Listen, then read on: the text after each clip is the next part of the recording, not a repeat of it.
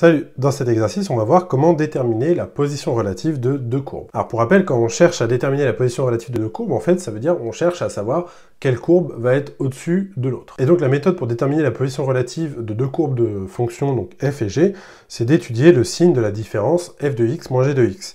Si cette différence est positive, c'est la courbe de f qui sera au-dessus, et si cette différence est négative, c'est la courbe de g qui sera au-dessus. Donc voilà, on va étudier en fait le signe de f de x moins g de x. Et donc, autre méthode, pour étudier le signe d'une expression, on factorise l'expression et on fait son tableau de signes, tout simplement. Donc ici, on a f de x qui vaut x et g de x qui vaut racine de x. Parce qu'ici, les courbes qu'on cherche, c'est les courbes de ces expressions-là.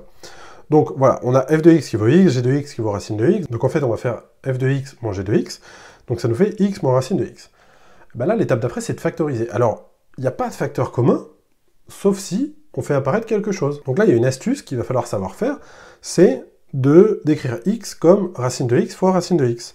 Donc si on écrit x comme racine de x fois racine de x, en fait, on va pouvoir factoriser, parce que x moins racine de x, ça devient racine de x fois racine de x moins racine de x, d'accord? X, je l'ai juste remplacé par ça. Et donc maintenant, on a un facteur commun qui apparaît. On a racine de x, donc je factorise par racine de x, et donc ça nous fait racine de x fois racine de x moins 1. Alors, maintenant, on a notre expression factorisée, on va en déterminer le signe. Donc, on sait que dans notre tableau de signes, on va avoir une ligne pour racine de x, ça c'est toujours positif, donc voilà, on n'aura pas grand-chose à faire, et on aura une ligne pour racine de x moins 1.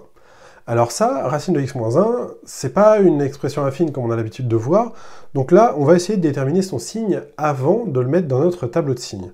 Donc ce qu'on va faire, c'est on va déterminer le signe de racine de x moins 1. Donc on va voir quand est-ce que c'est positif. Donc on résout l'équation tout simplement, racine de x moins 1 positif, donc ça nous fait racine de x supérieur ou égal à 1, et donc racine de x supérieur ou égal à 1, c'est x supérieur ou égal à 1. D'accord? Pour passer de là à là, on applique la fonction x carré, qui est croissante sur les nombres positifs, donc ça ne change pas le sens de l'inégalité. Donc, racine de x moins 1 est supérieur ou égal à 0, donc est positif, quand x est plus grand que 1. Et donc, on fait la même chose pour négatif.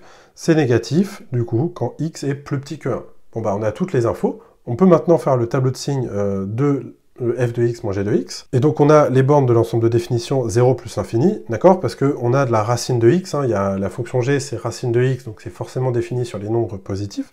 Donc, 0 plus l'infini, les bornes de mon ensemble de définition. Une ligne pour racine de x qui s'annule en 0, donc là, on n'a pas besoin de faire grand-chose. Et une ligne pour racine de x moins 1 qui s'annule en 1. Et ensuite, le signe, donc on a dit racine de x, c'est toujours positif, donc on met plus, plus. Et racine de x moins 1, donc ça, on l'a déterminé juste avant.